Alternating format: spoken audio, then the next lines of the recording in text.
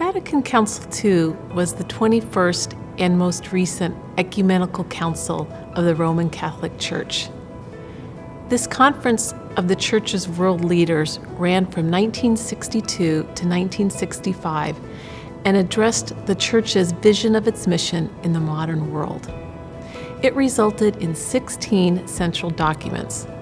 One was the Declaration of the Relation of the Catholic Church with Non-Christian Religions.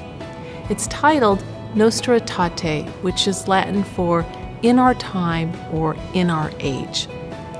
Nostra Aetate includes statements on the unity of all peoples, the will of the Catholic Church to accept other religions and shared tenets, the commonalities of Islam with Christianity and Catholicism, as well as the bond that ties Christians to Jews, the importance of interfaith dialogue and collaborations to promote social justice and peace, and the denunciation of discriminations.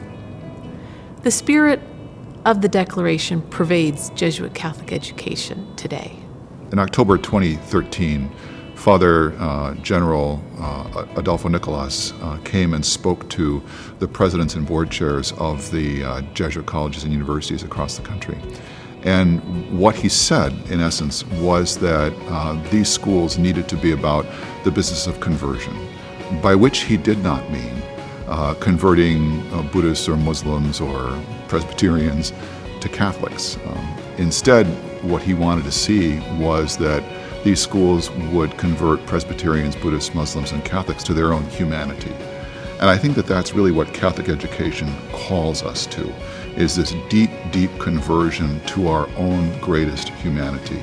The place where we meet God inside, the place where we meet God in others, and go forth into the world as disciples then to do something big and important that points towards the kingdom.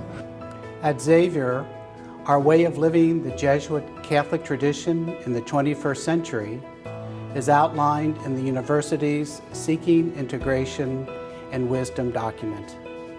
A portion reflecting Nostra Aetate reads, Xavier strives to be welcoming of all persons, inclusive of those who adhere to other religious traditions, humanist traditions, or no formal religious tradition at all. The desire for unity with our non-Catholic brothers and sisters is rooted in the biblical revelation of God, whose love and grace embraces all persons, each created in the divine image, without exception.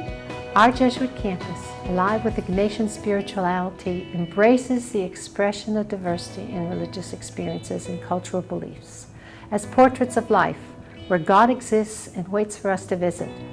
For us at Xavier, the crisscross of cultures inspires us to accept the challenge of true understanding from the perspective of another person, a challenge that asks us to open our hearts and minds to open dialogue and unfamiliar experiences with a generous spirit and a curious mind. Having students of various faith traditions in my classes helps me understand different perspectives on life.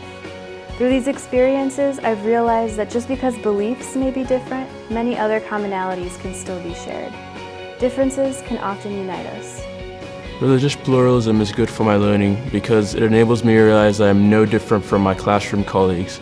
Most importantly, it opens me up to the world and allows me to apply Jesuit teachings to my life.